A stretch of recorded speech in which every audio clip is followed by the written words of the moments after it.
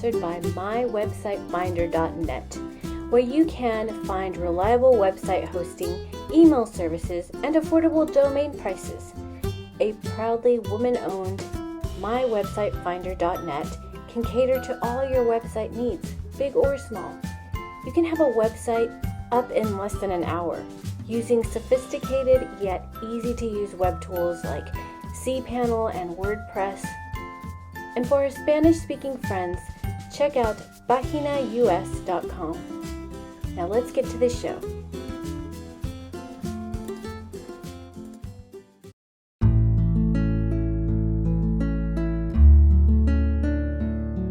Hello, fellow empaths, stargazers, tree huggers, lovers of peace. Thank you for tuning in to this first ever episode of the Solphia podcast. My guest is Terraell Hazlett, who is a friend of mine and is also a fascinating human that has so much knowledge.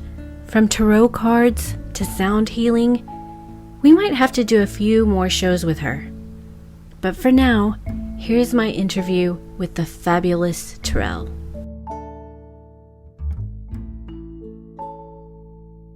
First of all, thank you so much for helping me with this experiment. There's so many You're welcome. podcasts and things out there, and I was thinking, like, what can I do that's different? And maybe it doesn't have to exactly be different from other podcasts like that, but it's just about getting kind of the message out and raising the vibrations of the world, And so I figured, like, everybody has their own experiences, so no two stories are alike. They're not. And when I thought of someone, I thought of you, and then I have another friend who's going to interview with me next week. Cool. He's a filmmaker, and he's been to Peru, and he's done ayahuasca out there, and it's, and hopefully it'll just be a stream of people that can share their experiences and try to help the world, because this is it's an interesting time. Don't know what's and there's going so on. many of us.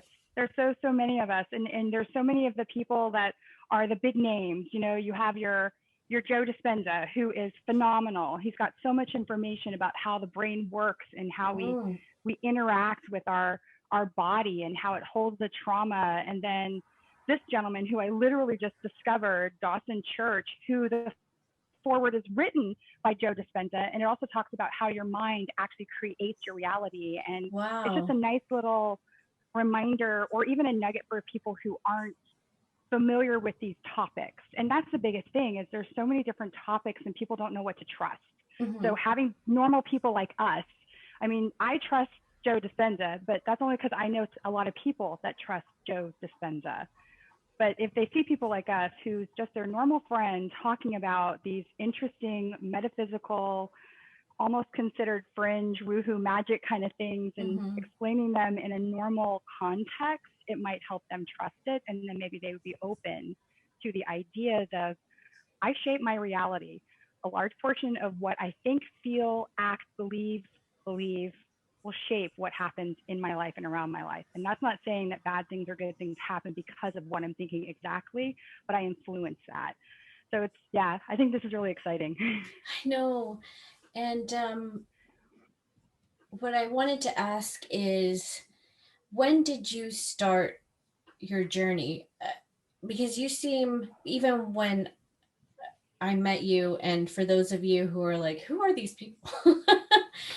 I met Terraell when we were working in a company in Dallas, and I won't mention the name of the company or anything, but we met in Dallas, working downtown in a company that's associated, that's a subsidiary of one of the large, like, companies, that people often talk about. And just two, like, normal people working in a place like that, and you wouldn't think that there would be people in a place like that that that meditate or read these kinds of books and things like that. But when did your journey begin? That's actually a great question. And when I reflect back on it, I remember when I was younger, my mom, and this really started when I was a kid, my mom never pushed religion down on us. She never said you had to believe this, this, or this. She grew up Lutheran, and that was by choice. And so she allowed us to choose what we wanted to investigate, what we wanted to research for our belief system. And so we chose a belief system. And then I felt like there was something missing. So I just kept searching from there, but I didn't know I was searching. Does that make sense? Mm-hmm. I just felt like there was more to what I was being told and seeing. So I started looking into other belief systems, and I was seeing the interconnectedness between them. They didn't all have the entire answer for everything, but there were nuggets in each of those. So Mm-hmm. I guess long story short, it would be when I was younger. However, I didn't become aware of what I was doing until my 20s. I just got a nugget. I started learning about tarot. My oldest deck is this guy right here. It's the medicine cards. This Oh, is wow. it's based off of the Native Americans, the indigenous people of America, and what they believe about the animals and how they Yeah. speak to us. And I had a dream of an eagle the other night. It was 2 nights ago. My husband was like, "Oh, hello, fella," in my dream, and it was an eagle, and I had to look it up. I'm like, okay, what does this mean? Yeah. Like what kind of force is this? So that's what these cards. And this was in 1990. I think. I got them when I was Mm. still in Houston. So that was, I mean, that was a long time ago. That was 27 years ago. So I was just a baby. But it's just grown since then. I think it's grown exponentially though since 2012, 11. Yeah, definitely grew a lot since 2012 and 11. How did you learn how to to read the cards? Are you self-taught, or did you have like a mentor or? No, for most of the cards that I have, I still refer to the book, and then I also look at the images, and then Mm-hmm. I listen. When I say listen, it's more of like a feeling thoughts. I'll see what thoughts bubble into my mind for the reading itself and what it could be telling me. Some cards that I have that are fantastic about that are these James Wanless cards, the Voyager Tarot. Absolutely amazing. The images that he puts on here, it really helps to evoke what could be going on in the situation. Like here we have the compassion card, and it has, flowers, and it has hands and how we can touch each other and influence each other, and just taking in all that is around us. And so you can infer from each of these little pictures. I don't know if you could Mm-hmm. see it that far Yes. away. Oh, You that's can you can beautiful. you can pull images, and seeing this could evoke thoughts and feelings, and that can be for the person that you're reading for, or for yourself if you're doing a self reading. Mm. I just earlier this year started to get into that. So, it makes me a little nervous, but I'm, reading about it, and I actually bought it's a little embarrassing. I bought a deck when I was in Dallas in March at Half Price Books. It was just sitting Mm-hmm. there, and I was like, hmm. It was like a buck. And it came with a book Oh, and that's everything, but incredible. not necessarily because I want to read the cards to people or whatever.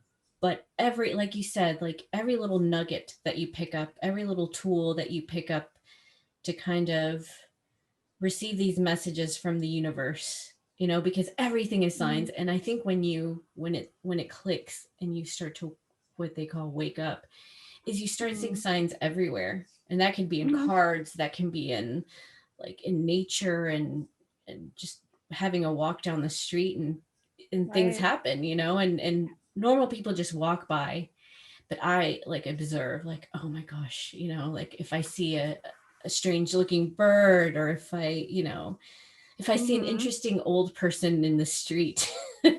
Right. What knowledge can they impart? What do they have Yeah. to tell me about myself or the world? Or Mm-hmm. there's so much out there. Even numerology. I remember Mm-hmm. I would see patterns of numbers, or I would count when I was a kid. I would always count up to 10. I would just repetitively count up to 10 when I would see the lights when we're driving down the freeway. It's like, woof, woof, woof, woof, woof. And so I would just keep counting them over and over again. And for one reason, that number 10 was just really important to me. And number 10 has a significance in our world, according to those who follow numerology. If I remember Mm-hmm. correctly, one, I think, is a beginning. Zero, I'm a little fuzzy on the zero. I want to say it's like the wholeness, but I'm not exactly 100% fluent on numerology. But it's there's different meanings in each of the numbers. So if you start seeing repetitive numbers, definitely look it up, see if there's something out there that'll help you identify, whoa, I was thinking about X, Y, and Z, and this number is telling me I'm going down the right path, or it's saying, hey, you may want to consider your options before moving forward, just like the cards can do. Yeah. I did a reading this morning, and it was so beautiful, and I think it's so appropriate for where we are in this world. It was all about balance, being a guardian over your mind and the information you're taking in, and being able to listen to all sides of a topic, and then seeing what really works for you personally and change. And all of these had the word balance in them when I was reading up on them. It's really finding that balance of information, self-care, information sharing, and the back and forth, and how you can take all of that and allow yourself to change, or believe that it's possible to change if you want to. So that's what I took from it this morning, which was kind of helpful. That's the change card. Oh, wow. I These love are these really cards. cool. They're just so pretty. They're so pretty. Well, and then you're talking about information and the messages, where you find your information. And the information today is so polluted because there is so much information, and people are so willing to just take sides without Right. exploring like the other side of things, which Yeah. may not be a side that you'll say, oh, it could change my mind. Your mind could never be changed, but you have to give yourself, you know the opportunity The to learn opportunity. something, because everybody's experience is different, everybody's history is different, and that's what shaped them, so people are just so Absolutely. passionate about what they're passionate about. And I think that's like, for me, I lived such a different life before I came here to Ireland. And then, actually, before my dad died, it was just, working for the cars and the house, and, all the fancy Mhm. things that all the material things. And then, like, in a moment, I lost all of that. And I was like almost homeless. Mhm. But that was a blessing, because I found out that I can survive. I don't need that crap. That's not Exactly. You're happiness. bigger. Yeah. Yeah, that doesn't define your happiness. It isn't your happiness. You have that within yourself. Whatever those things are that make your heart sing. I do a little thing with myself where, if I'm talking about change and making your heart sing, if I'm in a passionate thing, like dance, I'll Mm-hmm. periodically ask myself, does dance still set my soul afire? And then if my chest lights up, it does. Like, I get a zing. I literally, from here at my heart all the way into my Oh. mouth, it's like, yes. And so I do that with various things in my life. Should I start dancing? And then boom, that's what I feel. So, and everybody has it in a different spot. Just because mine is right here, it doesn't mean you might not feel it somewhere else. Maybe you'll feel it in your gut, in your solar plexus. Maybe you'll feel it in your sacral. Maybe you'll feel it in your throat chakra. Yes, Mm-hmm. speak your truth. Let everybody know your information. That's yours, right? So, which is so beautiful, because it's helping people identify that there are different beliefs out there, and there are different ways of thinking about the world. And our beliefs really, really shape how we perceive ourselves in this world as it is, and everyone else. We're all shaped by beliefs. Mm-hmm. What do you think about organized religion? I I think it has its purpose. I I I actually read something this morning, and I where was it? I think it was here. Was it here? For me personally, I don't follow an organized religion. I Mm-hmm. did. I used to. It it helped me understand the fundamental rights, wrong. It also helped me understand that even though we may be preaching the right and the wrong, we're not going to always do right. and that we are going to do wrong. Mm-hmm. And I was able to see that at a very young age. I think I was 14 when I left the church, and I was like, I'm going to see what else is out there. I even looked into Mormonism. I was like, hey, what's this all about? You know? And so there was a year of looking into that. And Yeah. then I went here, and now it's just, I don't even want to say it's spirituality. I just am. Yeah. I just, Yeah. I, There's I no just am. there's not a label on it. I think that's when we No. limit ourselves, is when we put, when people ask, well, what are you? Even Yeah, I'm in this politically or box of, anything. Yeah. exactly. There's too Like, many I just perspectives. am. Yeah, like, where is it? Here, I mean, if you look at the stone, see all those facets?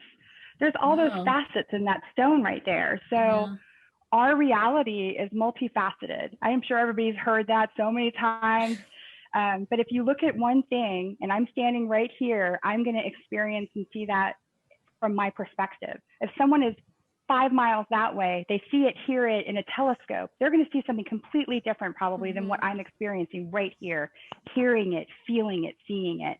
They're just seeing it, not hearing it. There's just so many different perspectives and facets to our reality that I I couldn't be labeled by just one. I wanted to just Yeah. learn and be a sponge. I want Yeah. to And take all sometimes of your it in. beliefs change too, and you think, oh, maybe this is the path or this is the answer. And then you figure you have to be, I think, malleable as well, because we Mm-hmm. don't know. We don't actually know what the truth is. We live in the No, we matrix. don't.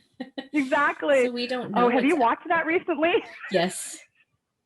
It is like eye-opening watching it now versus 20 years Oh yeah, ago. because 20 years ago I was like, this movie's stupid. I don't know what it's what's going Right. on. Yeah, And now I'm it's so like, oh sci-fi. Jesus, that's it. Right. There's so many of these Everything. things that are really being talked about. Yeah. But we only watched like maybe 30 or 45 minutes of it, because after a while I was like, I can't. This is too painful. This Yeah, is what's going on.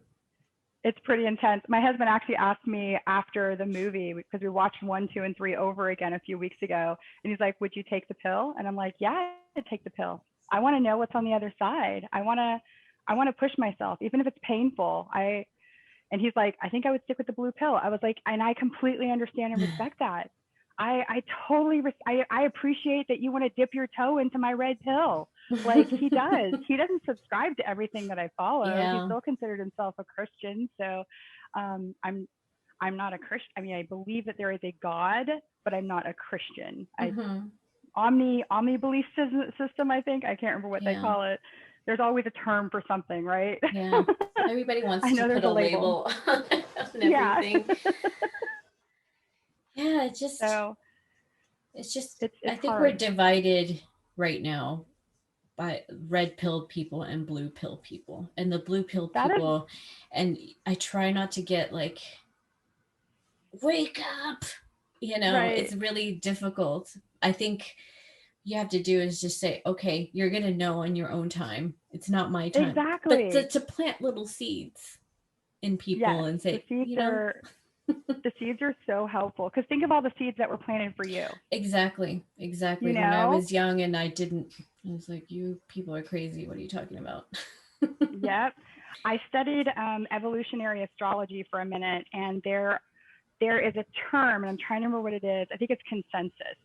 According to the writer Brian Wolf Green, I believe is his name, he indicated that Jeffrey Wolf Green, I have his book right here, for evolution astrology. He indicated that there's 3 different types of people. There's the consensus people, and those are the 70% of people who are, I'm happy with the blue pill. It doesn't Mm-hmm. matter what your red pill is telling me.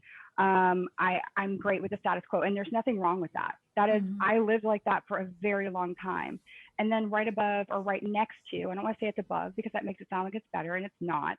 From the consensus, it goes into another group whose name is escaping me, but that's where I think we fall into. These are the people that are trying to identify what else is there outside of these boxes that they want to put everybody in. What information can I pull? Does India have some information that I need to learn about? Is there information from traditional Chinese medicine that I can pull into which it's amazing. If you've never tried Chinese traditional medicine, definitely do it, because from acupuncture to meridian work to, I mean, it's just amazing.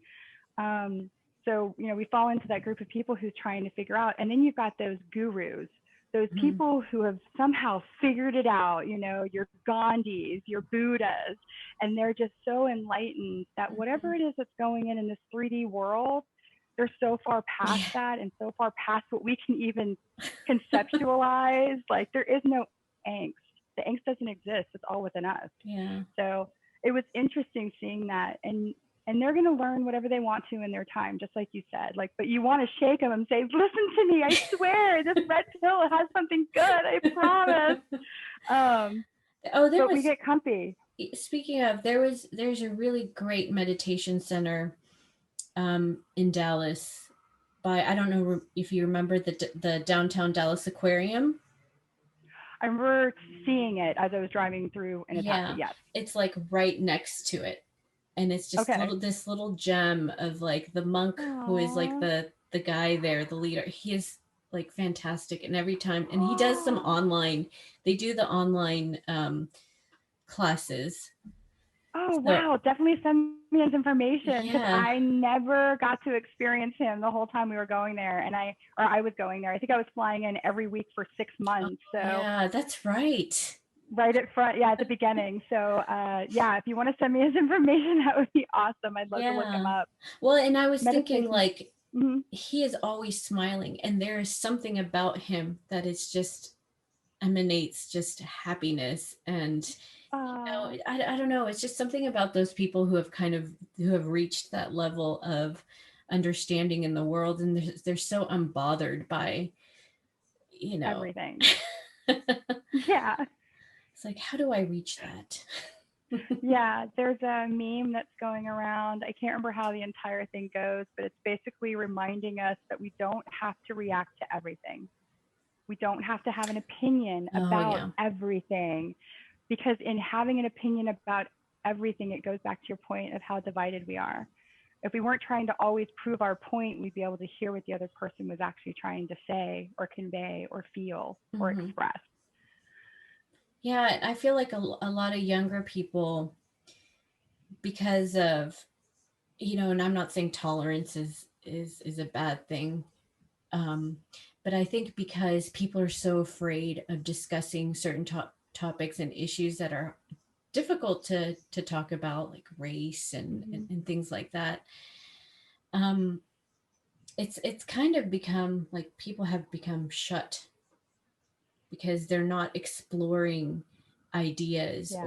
or engaging in critical thinking and really, um, I'm thinking about the world not only in their bubble, but thinking, okay, this person thinks like this, but what? Why is it like the person may Yeah. not be a bad person, Yeah. and people say, oh, well, this person is racist or this person is sexist, and instead of approaching it that way, automatically putting a label on somebody, it's like, well, why do you think that way?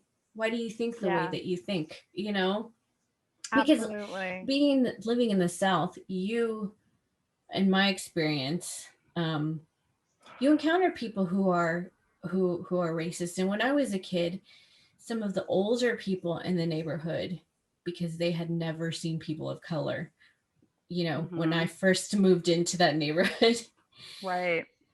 there was like a fear for them, you know, Mm-hmm. and and it helps just to, throughout the years we were able to just like those people became some of our closest friends, like family. Yeah. And back Yeah. then I feel like at least you were able to confront the situation, but now it's more like people are just they're just closed minded. Well, I think it's more difficult these days. Back then, we didn't have the computer screens Oh or the yeah, phones, that's or true. we weren't all like. So we were we're in our bubble these days where we're not having these conversations. What is his name? Emmanuel Lewis? No, Emmanuel. Oh, he's a football player. I'm not a football person, Mm. excuse me, but he does these fantastic, uncomfortable conversations with a black man on YouTube, and Oh I absolutely really? love his series. And it came out after the horrific when George Floyd after that. But he's just bringing up these beautiful conversations. The one I watched yesterday was about white guilt, and he's like, don't feel guilty about being white, do something with that privilege of being in a position where you're not looked at the way that so many people on this globe are looked at. I remember when I was a kid, there was this family that moved in down the road, and they were from the Bahamas, no, the Dominican Republic, I think that's what it was. And she was this beautiful, very chocolate, light mixed brown, like just beautiful chocolate. Oh my goodness, my phone alarm's going off from earlier. This is for the original time. I'm so sorry. You'll have to cut this out. We will return to your scheduled programming shortly, or we are currently experiencing technical.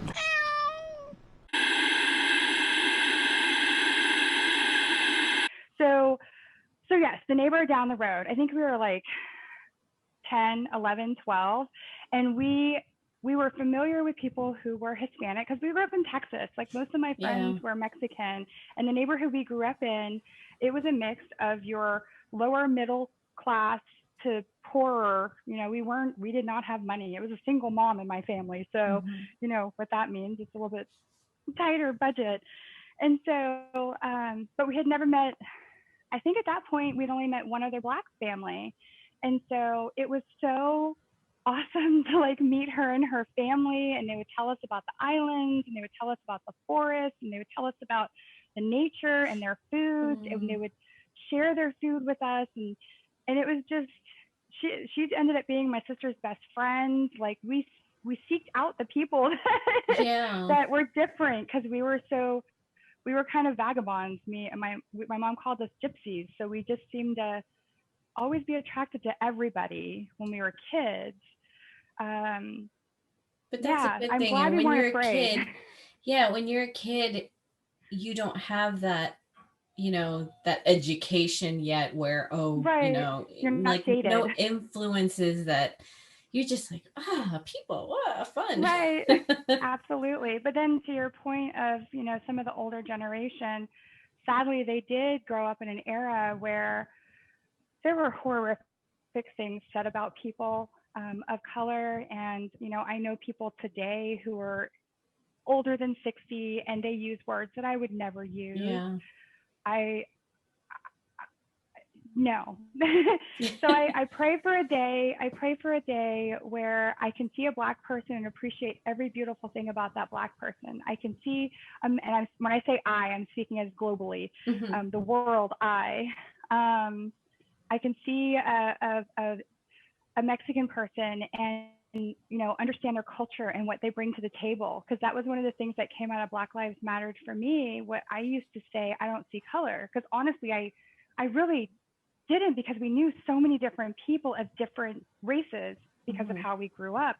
But by saying that, I was reminded by Emmanuel and so many other speakers the past 6 months that seeing that it takes away everything about their culture. It takes away everything about their history, everything that makes them unique and that they bring to the table.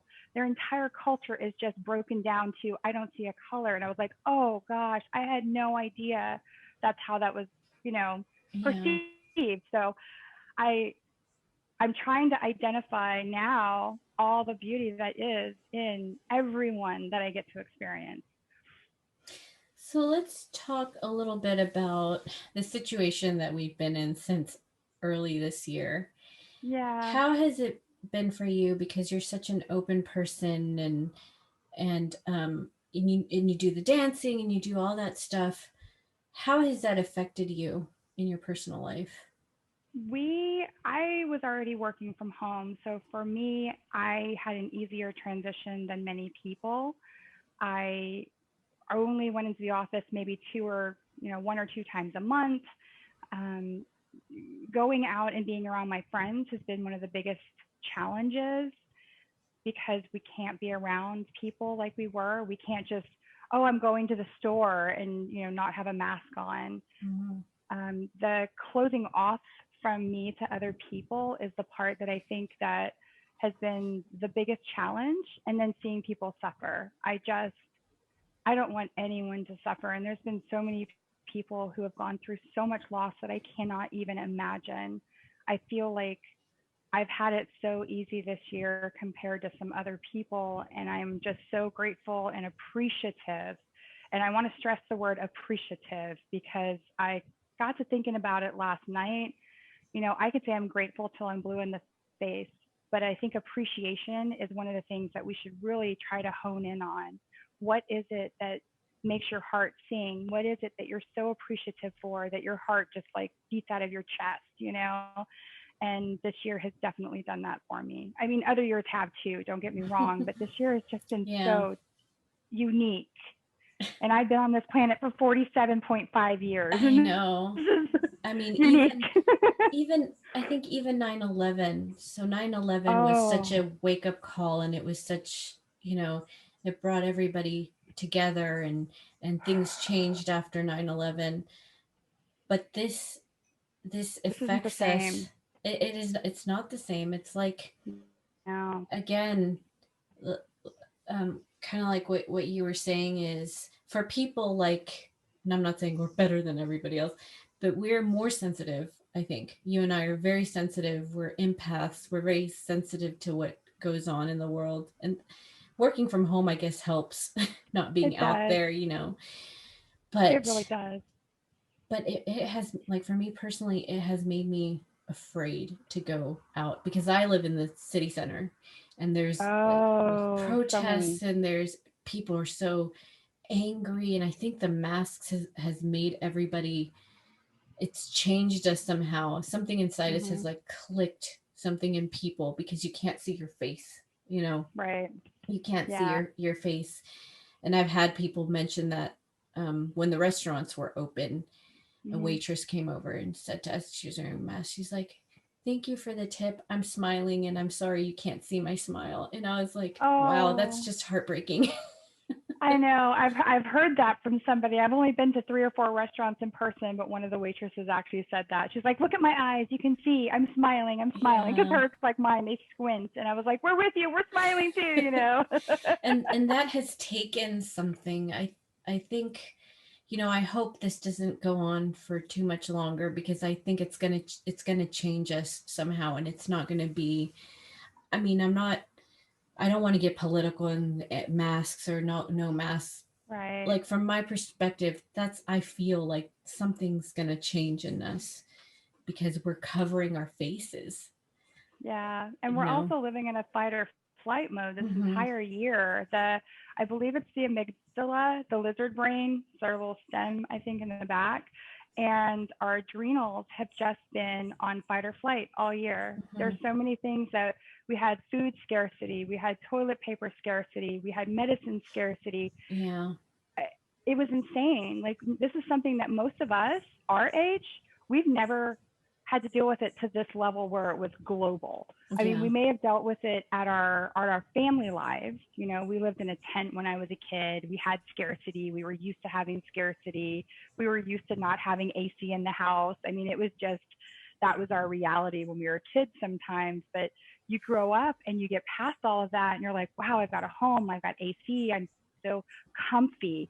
And then boom, 2020 March 13 or 17 happens, Mm-hmm. and then everything shut down, and your entire reality is unknown, more so than it already was. It was like Yeah. that slap in the face saying you really aren't in control of anything. Yeah. But at least, like, I think that also on the flip side of that, I think people, it might be the blessing in this is that people are starting to understand what's important in life and what's not important in life. They're Yeah. starting to take care of, maybe they're starting to take care of themselves and become more healthy, Mhm. meditating, and just doing things, spending time with their children for sure. Absolutely. Absolutely. My mother-in-law we were just talking about that this morning.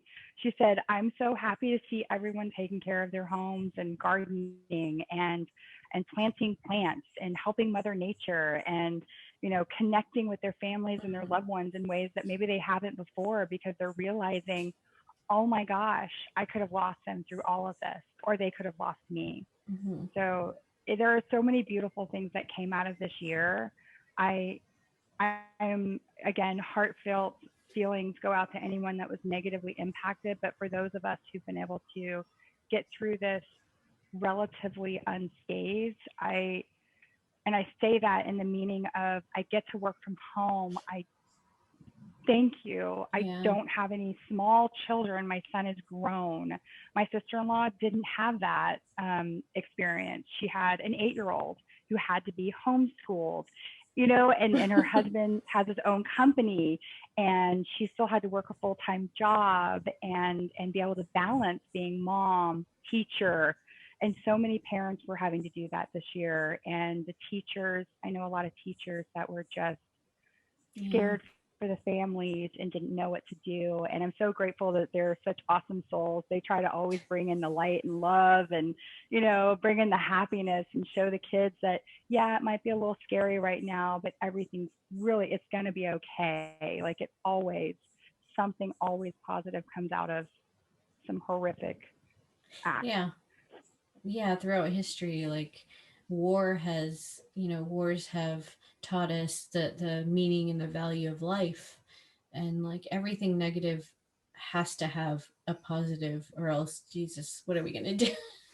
Right. It's the yin and yang of reality. For every that dualistic nature, for every pro, there's a con. For every opinion someone has, there's an opposite weighing opinion and experience. And both can be right. If you think about it from a Pavlovian, not Pavlov, Schrodinger, from Schrodinger's, I can't think of his first name, but he did the Schrodinger cat experience, and the cat went into the box, and the cat was both dead and alive per the Oh gosh. scientific Uh-huh. experience.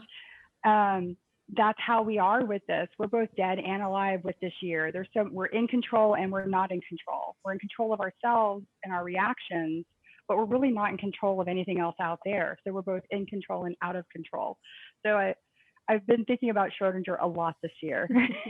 I guess then it's focusing on what you are in control of, and what you are in control Yeah, of is your feelings, and um you know pretty much the situation around you in your home, yeah, and what if you if you're feeling stressed out, you can meditate or read a book, or like yeah. take a nice Exercise, warm take a bath. walk. Yeah, Yeah, whatever it is that helps you relax.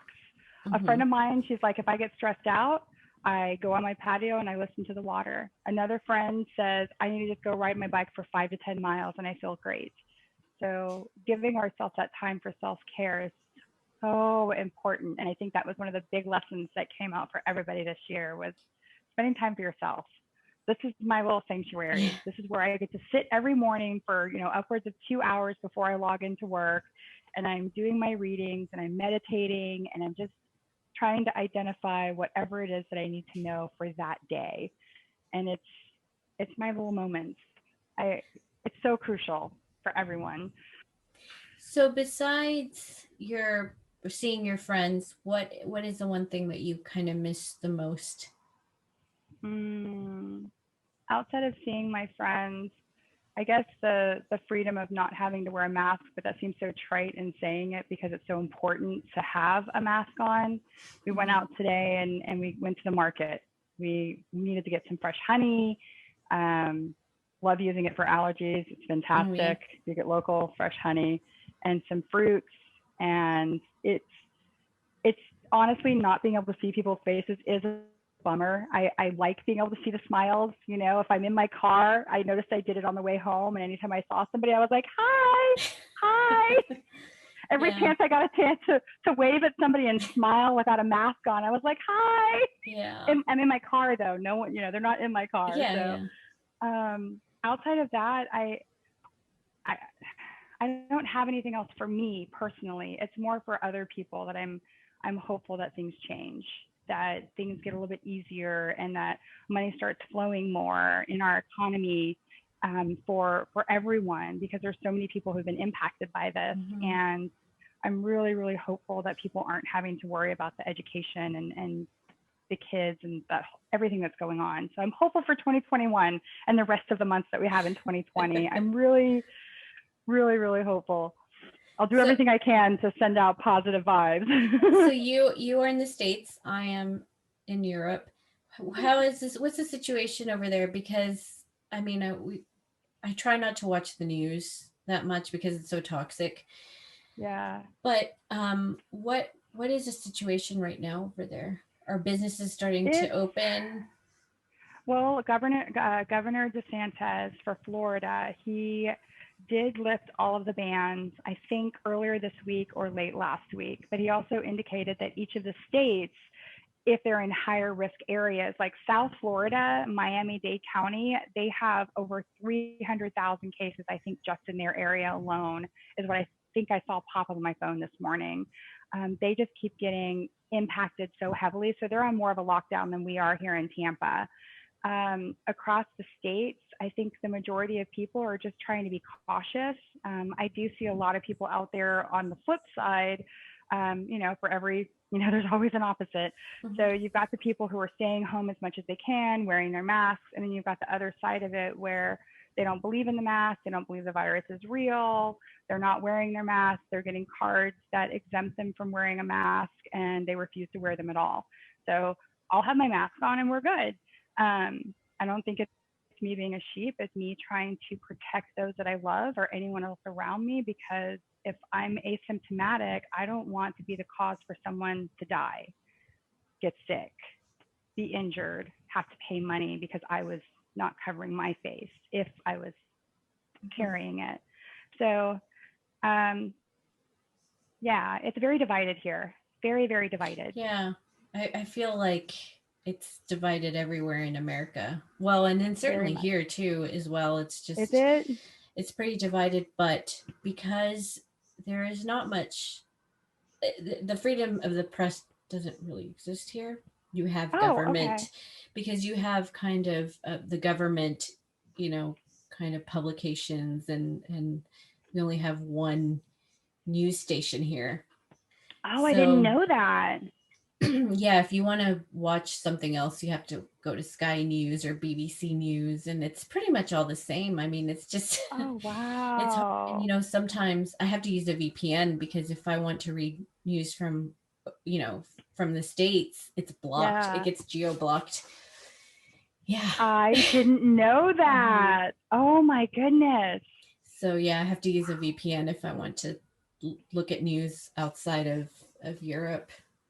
Are you seeing news that differs from the news that you guys are getting in Europe from here or other countries that you've noticed? The situation here is different because Okay. you see here in Ireland, there are, the cases are rising, but the deaths are pretty much at like zero. I think there were only that's fantastic. I think there were only 5 deaths in September. And I say only, I don't mean like, oh, only 5 people died. But, percentage wise, that's, people are getting it or they're testing positive. Right. Yeah. And most people don't know, they don't know they have it. But the death rates haven't really moved up. But see, we're still in a lockdown pretty much. We're like at a level, what's called a level 3. And so they shut down all the restaurants again. Okay. The pubs haven't opened since March. So those, yeah. Wow. It's crazy because, I mean, there's a pub on every corner and those have been shut since March. So what are people doing for work out there if the pubs are all closed? They get government, they get a little bit of money. Gotcha. Okay. Gotcha. And we have a little bit of that here as well. Okay. But who knows what's going to happen because, that money runs out. Right. As well. They can't keep giving people money if there's, but I mean, we don't know. It's very uncertain that the tourism industry is dead as well because, a lot of Americans especially came here and the summer was just, it was just terrible. And we were supposed to be there. We were supposed to be there at the beginning of June. We were going to go out for Chris's 50th birthday and I was going to catch up with you. And we were going to go to Ireland and Dublin and I can't think of all the places we were going to go, but the Cove. I mean, it's just all these, we had this whole map around the island and I'm bummed that we weren't able to just because that's an experience that we all wanted to have together. But hopefully we're going to be able to go out next year if things settle. Really hopeful that things turn around. I've never experienced a time when so many people are unsure about their welfare, their employment, and the government's having to help so many people. I didn't realize that you guys were still going through that at that level over there as well. Yeah, we had them. The restaurants and the pubs that served food were allowed to open. Hmm. But if you're on, just a pub serving drinks, they haven't been able to open. So we had that for about a month, and then they shut everything down again, Oh my just because gosh. cases went up. Yeah. And it's really sad. It's really sad just because I don't know. It just the streets are so empty. It's weird. I'm sure it's kind of eerie when you go out and you're used to the streets being full. That was like seeing a picture of Manhattan and nobody out there. No taxis, no Yeah. cars, no people, no police, no one. It was like a scene from a movie, you know? Like you're looking Yeah. at this going, this is surreal. I can't believe this is happening right now. I think there were times where I kind of pinched myself or asked my husband, like, can you pinch me? Because I just can't believe what's going on this year. There were times when I felt that way. Acceptance obviously kicked in, but it did take a few minutes for me to be like, wait, what's going on? Where are all the people? I know it's Okay. in Paris, they say like they actually miss the tourists because it's just like Really? the city is dead. There's no life. Oh, I mean, there are and that locals and place was everything, but bustling. yeah, but it's Yeah, but I it's I such a love Paris. tourist hotspot. Mhm. But now it's, gosh, I would love to go back again. I hope I can Oh, go me back. too. Absolutely incredible. I've been there twice, and the people, the food, the atmosphere, the Yeah, water, we stayed on the really close to Notre Dame, so we were like right around the corner from the Seine, I think it is. I don't know if I'm yeah. saying it right. Seine. It's right there next to Notre Dame, and this is before the fire, so Oh I can't wow. even imagine what like Notre Dame looks like now after the fire and what they were able to rebuild and save. And um, I just there are thoughts that if enough of us think and send out the vibration of love, hope, safety, prosperity, that each of those has a vibration. Each of those Hmm. are carried out. So if enough of us are thinking about that and pushing it out there, that hopefully something will shift, and hopefully this virus will go away and not impact our globe as it has, and our economies as it has, and our people's sanity the way it has. It's definitely impacted my I know family members and friends. They've felt so cut off from other people that it was causing more anxiety for them. So Yeah. they are out of that, though. They are trying to find different ways of dealing with the anxiety, which maybe they hadn't done before. So that was a beautiful thing to see. So you may have people getting into meditation more, like you were talking about earlier, or finding different ways to bring themselves out of that. But there are so many people out there who don't have access to the different ideas that can help them get out of that depressive state or anxious state. This year Yeah, has definitely triggered that a lot. and that's so important is taking care of your mental health. And also, what I don't hear a lot from the, and you'll never hear it from the medical field. I used to work in a pharmacy, so I know how it goes. But just the education of learning how to take care of your body, as far as like eating better, what to eat, um, trying new things that I'm getting into like herbs and things like that, and teas, and just Mm-hmm. these are things people think, oh gosh, what a hippie. But I love it. I've I can 100% say that these things work because I've experimented them on myself, and I know Mm-hmm. that they work. When Absolutely. um I think maybe it was like 5 years ago when I started doing paleo, Mm-hmm. and the difference that it made in my life. I mean, the first year after that, like I didn't get sick for, I don't think I have gotten sick, like really sick, since I started eating better. Mm-hmm. You're fueling your body with things that it Yeah. wants instead of things that's causing it to be out of synchronicity within itself. And some people say that dis-ease, disease, is Mhm. caused by the body being out of vibration. Mhm. So say you're deficient in an area like my gallbladder back in 2007, 2009, before those years, I had been eating like fast food multiple times a week. I would never eat vegetables. Sometimes I'd forget to eat vegetables. My mental health was a mess. I was anxious and depressive. My gut was completely demolished. Gut flora was gone because I was always on antibiotics. And it was just like that spiral. Like I was on that hamster wheel of, I can't get better. Oh, let me take this. I can't get better. And it wasn't until I got really sick. And then I ended up in the hospital for 4 or 5 days because I kept getting sick and I was having vertigo really bad. I went to an acupuncturist after I got out of the hospital, and he's like, you have leaky gut. Your gut bacteria is just gone. You're a mess right now. Have you been on antibiotics? And I'm like, oh yeah, Cipro. They always give me Cipro. And he's like, just don't. my emotional status was a total, just, I don't even want to say a dumpster fire. My perception of myself, the world around me, my beliefs, I had to have a reaction to everything. I had to have an opinion about everything. It was just so, it feels heavy just even talking about it. But from that moment forward, I would say that was one of the best things that ever happened to me. Ending up in that hospital, not knowing why I was so sick, and then finally being able to get to somebody who had a different perspective of why these things were happening. And then me taking ownership of it, saying, oh, well, you're right. I have been eating crap for many, many, many, many, many years. Okay, what can I do to fix it? And so I worked with him and I took ownership of my health. And I think that's one of the biggest things that we can do for ourselves.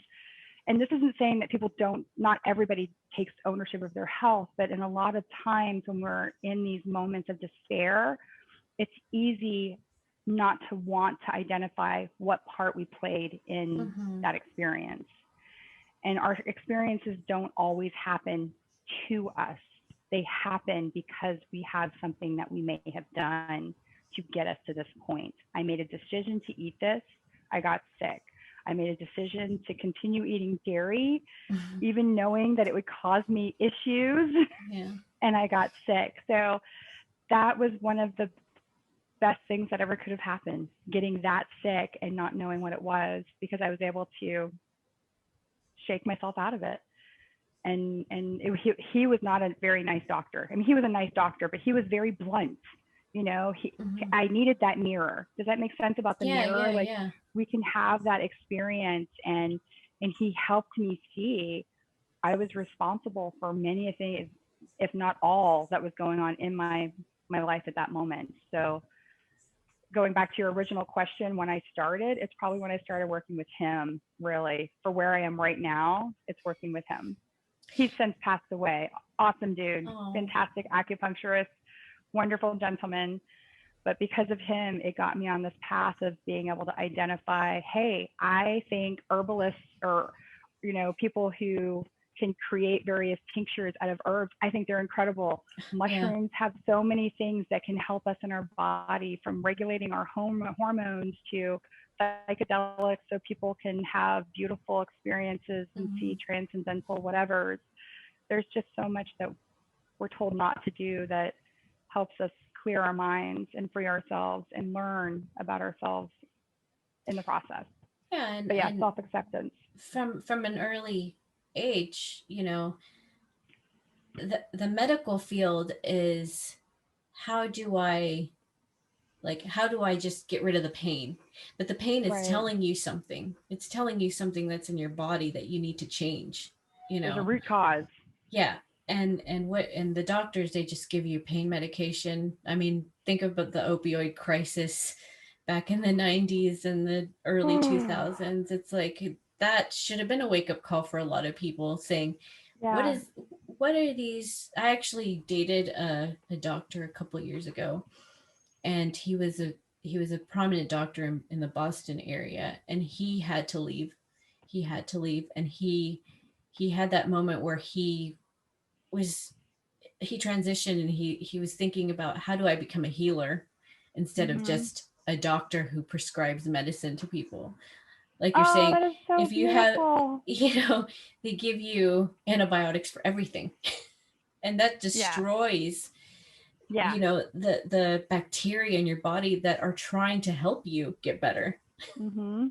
Absolutely. Absolutely. And my mother-in-law was literally just talking about the bacteria this morning. She said, I wish, and I'm trying to quote her, I wish we would get better at identifying what all of the various bacteria do for us, from Yes. the one on our skin to our Hmm. faces, to our stomachs, to our hearts. Like, there's bacteria everywhere in our body. And right now, think about it, we all have to use hand sanitizer. We all have to end up cleaning our houses. So, all that bacteria is gone. We're Yeah, losing it. exactly. And I think like So, education is key too as well. Like teaching kids from an early age, like about your body and how it works. And I mhm, guess you take biology or whatever, people don't pay attention mhm, because they can't really no. relate to it, even though it's about our bodies. Yeah. It's like for some reason we can't relate to it. It has to, I think it has to be taught in a way that is more relatable, I guess. I don't know what the answers It's are. I'm hard just, to, yeah. yeah, conceptualizing something that you've never experienced, or being able to see something that's completely outside of yourself but really is you. It's challenging. I was in anatomy and physiology when I first went to college because I thought I wanted to be a respiratory therapist. And I took A&P, and we're dissecting this cat, and it was already, Oh. they already had it at the kitty morgue, and all of that, and so they were donated. But I never really thought about, like, all those muscles are in my body. Hmm. Everything I'm learning on this kitty cat, I honestly never really thought about it. I was just like, Yeah. okay, it's a cat. I'm learning the muscles. I'm going to learn it. I'm going to pass the class. Cool. I'm done. Next. I mean, Yeah. that was basically what happened. But then I think back on that, I'm like, wow, all those muscles that make our trapezius move, and all those muscles that make our legs move, and Yeah. be able to articulate in our faces. Now I think back on it, and I'm like, it's so fascinating getting to see how all of it works. And when you're in pain, physical pain, I've felt it for myself. My husband's going through it now. Like, a lot of the physical pain that we feel, it is actually originating from emotions. Oh, We yeah. have our emotions get stuck in our bodies. There's so many books. I have them all over my room, that I want to dive into about trauma and emotions and how they get stuck in various places. So I had been dealing with neck pain since I was in my 20s. I was always dealing with neck pain. And it wasn't until the last year that I was working with a rehabilitation nurse here locally that I was finally able to start digging into that. And then I also started working with somebody on the emotional aspect, and I was able to start purging those stuck emotions, Hmm. identifying what they are. Some of them just pass naturally on their own using Bach flowers, flower essences. Mm. Really, if you're familiar with them, there's so many different types of flowers and that have the various oils and that essence, that vibration.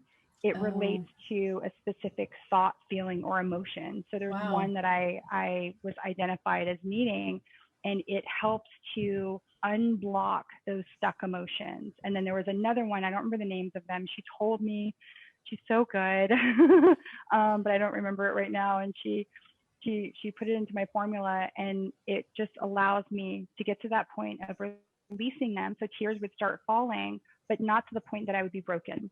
So it's amazing how these things work. And I've been able to, I mean, my neck is just so much better. My feet, they were bothering me so much better. So there's all these places in our bodies that emotions get stuck. And that's also where traditional Chinese medicine also comes in, because they track the meridians from your feet to your head. There's various pathways. Think of what is it, ley lines for the globe? It's those energy Hmm. Hmm. lines that go Oh, around yeah, the yeah. globe all Hmm. around. Well, our body basically, and this is the boiled down or watered down version, I'm guessing, the meridians to me are kind of like that. So you have one that goes from your foot all the way up your leg, up your back, all the way up, and then it ends like Oh, right around here. And I think yeah. that's your kidney. And then you have one on your bladder, which goes up the inside of your leg, in your groin, up the front of your body, and that's your bladder. And there's various emotions that are related to each of those. And then they can get stuck and cause pain in different parts of your body. So Yeah. fascinating. There's just E- so much to learn. I know I love it all. Eastern medicine is so fascinating and so diverse and so like I don't know, it's so beautiful and it just it makes sense, you know. It really I does. I And you think compare it with so many other beliefs and or modalities out there. You know, Mm-hmm. breath work is another great way of getting some of those stressors out. There's a gentleman here locally I was able to work with on breath work, and it helps to also release those stuck emotions. And I couldn't believe how much I was crying. I have no idea what I was crying Because about, people but I can don't know how to tell breathe, they don't. Oh my gosh. I was yeah. breathing down to my feet. Like if my feet had a mouth, I swear they were breathing. Like it was just so amazing. But the tears were just falling and I had no idea what I was crying about, but whatever it was, when I left there, I felt amazing. And I felt even better the next day. It's just, but these are things that most people don't know about. Most people will be like, what, you just sat in a room and breathed? There was a thing yesterday we had for Mental Health Awareness Week. The place that I work at, they had these little like seminars and stuff, and there was Mm-hmm. a yogi on there. She was a lawyer, and then she went to India for a year, and then she was like, I don't want to be a Ah, lawyer anymore, so she became a that's yoga teacher. awesome. That's awesome. She was talking about this type of yoga where you just lie down and just, Nidra. yes, yes, Yoga that's what it's called. Nidra. I Mhm. love yoga. Oh my gosh. It is the most relaxing ever And because it's you like, literally I just have to drift try off. that. Yeah. You do. You do. You could probably find something on YouTube or Spotify that'll just have someone talking you through it. And they just talk you through the first couple and maybe make some sounds. And then you just fall asleep for 45 minutes. It's Oh, that's amazing. my kind of yoga. Yeah. I definitely do that. And my husband comes in, he's like, what are you doing? I'm doing yoga. I'm doing yoga. Don't Yeah, don't just leave bother me me for alone. 40 minutes. I'm in Havasana. This is helping me. Yeah, Yoga Nidra is amazing. We went to an ashram here in Florida, and we did, I think it's called Shiva, and it's where you donate your time. So I went there for Mm-hmm. 2.5 days and I helped garden and do yard work and cook and clean and they give you free lodging and you're able to go through some of the classes. And we got to do Wow. Yoga Nidra. Amazing. It was so much fun. So much Wow. fun. Oh yeah, I need to do some yoga nidra. Thank you for reminding me of that one. Well, I need to start doing that. So that's, and again, it's all about the signs, that Mhm. these little messages that come through. It's like, oh, these people that come into your life, and maybe you don't ever see them again, but they just Right. drop a little thing for you. A And then nugget. you're like, oh, yoga nidra. I need to, what is that? Yeah. These are little things Exactly. that you start building, something and just, I don't know. Absolutely. Everybody has something. I read recently, and it's nothing new. I had heard it years ago. We're both a teacher and a student, so Mhm. I can go and be in a session with somebody doing theta healing, and I'm not necessarily a teacher for them, but I guess in that moment they feel like I am. But then their healing and what they're going through, they're the teacher for me because they're moving through something that more than Mhm. likely I'm also dealing with myself. And in seeing how they're dealing with it and how they're releasing that pain or trauma, it could tap into something for me. So in that moment, I'm a student and I get to watch in awe, as they Yeah. transform their life because of their desire to, change that belief system and release that pain. We hold on to pain. Some people, most of us, or at least I used to, and I probably do in some ways, just hold on to and own that pain. It's mine. My shoulder ache, my neck ache, my. No, it's a shoulder ache. It's a pain, and we decide I'm just gonna let it go. So one of the girls I got to work with, she was my teacher in that. I was like, yes, I'm a student. I got to learn. It's Yeah. not my pain.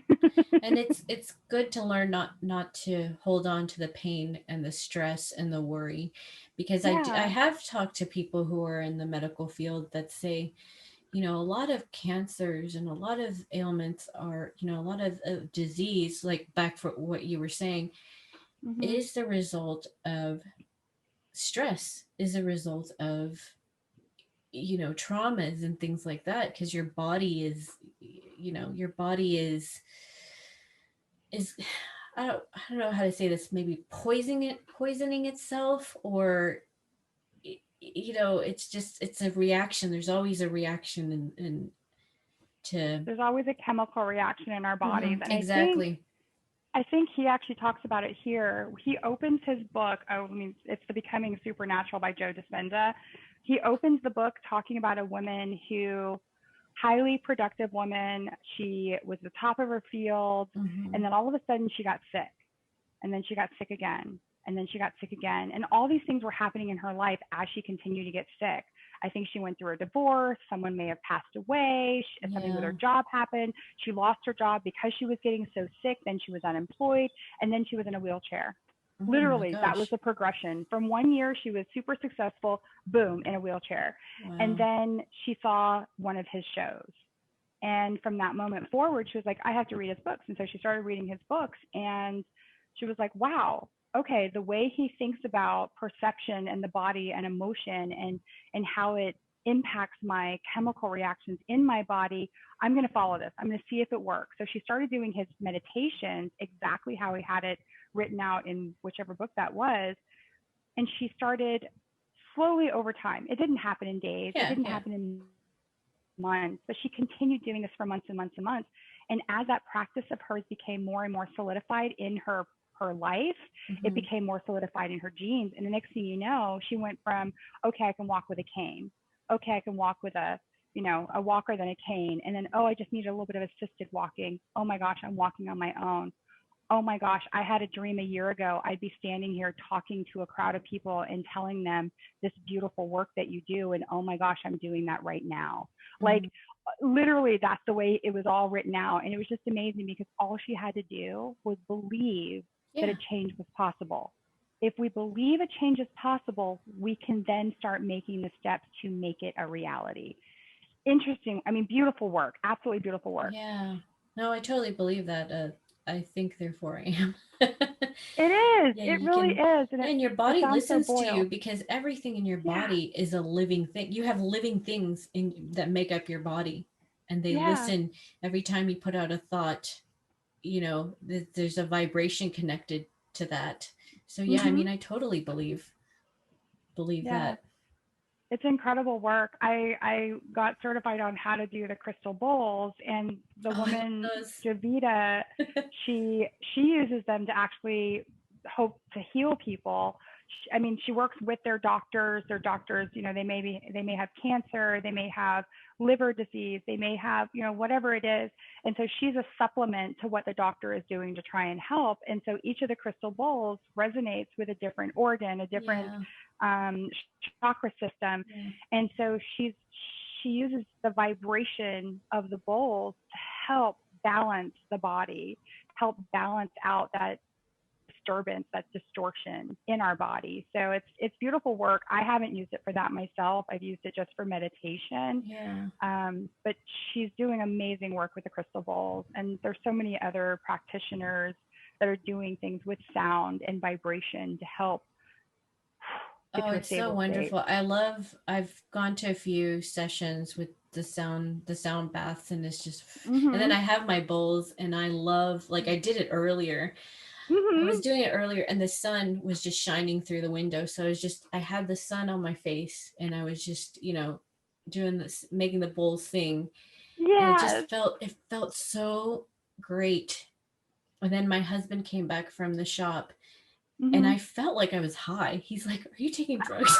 Because I had this That's weird look on hilarious. my face because I felt like I was high, but it's a Yeah. natural, beautiful kind of high. You're kind of And floating afterwards. oh Yeah. gosh, it's so amazing. I wish more people would do that. Absolutely. That is one thing I really miss, and that goes along with what I always said about seeing people, because we would have once a quarter, or was it once a month or once a quarter? I'm having a brain cramp now. We would have these sessions at my house, and there were probably 10 to 12 of us that would come, and we would sometimes do a crystal bowl meditation.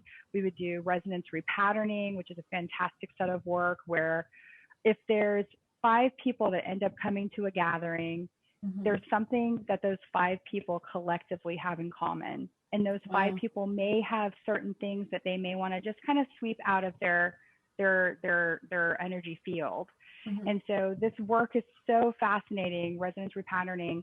It will identify the items that are the highest good for clearing for that entire group of people. And so to have 10 to 12 people, mostly women, a couple of men, come together in that moment and just feeling the energy and how palpable it was. Like my hands are just vibrating thinking about it. Yeah. I really miss being able to do that, because even in the Bible, I think it says something like, when we gather, and how it like raises out, or it causes, like has a ripple effect or something. So I apologize to all of my Christian friends for not saying the right thing.